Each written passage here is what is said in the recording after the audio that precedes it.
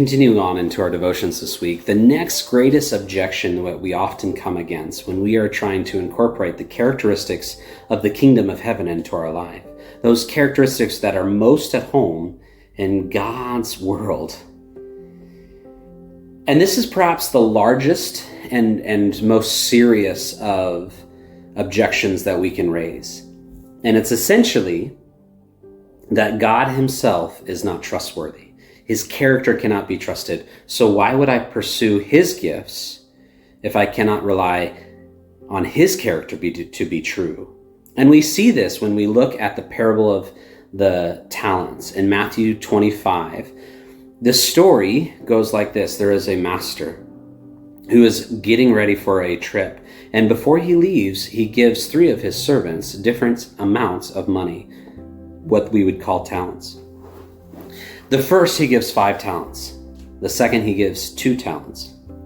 And the third he gives 1. Well, the first 2 servants go and take those 5 and 2 talents respectively, and they invest them and bring back not only the 5, but they double their amounts, so that the one who received 5 brings back 10, and the one who received 2 brings back 4. And they're able to give back to the Father what they've been blessed with. But the one who received only 1 has this bold claim, and it's a claim that's very true of our nature when it comes to us trusting God. It says in Matthew 25, starting in 24, or Matthew 25, verse 24, "And the one also who had received the 1 talent came up and said, 'Master, I knew you to be a hard man, reaping what you did not sow and gathering where you scattered no seed. And I was afraid and went away and hid your talent in the ground. See, you have what is yours.'" Now, let's stop there because this is very powerful. In fact, this is truly a indication of an old lying temptation that was presented to us in the garden. Is God really who he says he is? Now that is what really the serpent is questioning Eve with when he asks him, "Did God really say that you would die? Surely you will not die. He is just afraid that you will be like him." That core fear that's inside that original temptation is showing up here again. Is God who he says he is? This man is so afraid that God is hard, reaping where he did not sow, that he hides his talent. He secrets it away so that he can give it back, because if he does risk it and lose, then God would judge him. Well, the irony is this is the action that God ends up judging. The master ends up judging. His master answered him, this is verse 26, and said to him, "You wicked, lazy slave, you knew that I reap where I did not sow and gather where I scatter no seed. Then you ought to have put my money in the bank, and on my arrival I would have received my money back with interest. Therefore take away the talent from him and give it to the one who has 10 talents. For to everyone who has more shall be given, and he will have an abundance. But from the one who does not have, even what he does have shall be taken away." There he then throws this slave out into the wilderness, and there it says that in that place there will be weeping and gnashing of teeth.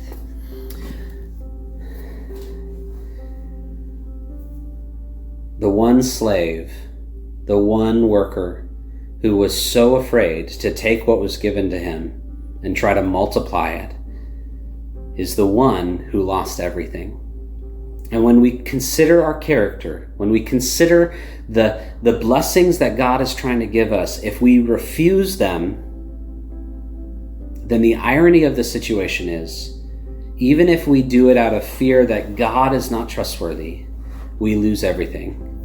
Not necessarily because God is this hard judge in the sky. No, though he does judge us harshly when we deserve it, he is trying to love us and give us a character that will abound will bring us freedom, which will multiply his love on the earth. But if we take these characteristics and hide them away, if we take the gifts of God in our life, if we take the gift of God in our life and hide it away, then we have no hope to grow, to be in relationship with him, to see his face. And so I exhort you this week, as you go about your days and as you go about today, wrestle with the notion of, am I trusting God? Am I trusting God with my talents? Am I trusting God with my character to inform me? Because if we choose not to trust God, ultimately, in the end, the only thing that we can hope for is that which is our own. And that will only take us to the end of our life. For we are but a rose snipped. It might be beautiful now, but without anything to feed it nutrients, we will wilt away. But the beauty of the kingdom of heaven and the characteristic that God is trying to give us, the integrity that God is trying to build into our lives, if we choose to trust God and use these to multiply his kingdom, even though we may doubt who he is, if we choose to trust in his character, then we will be blessed even more bountifully, right? That's what Matthew says. To him whom much is given, even more will be given. To us who are seeking to be faithful, even more will be given to us, because we are trusting in his character, trusting in his love, that we might abound in his everlasting glory. And by doing so, be able to share his love more and more thoroughly in our lives and the lives of everyone we know.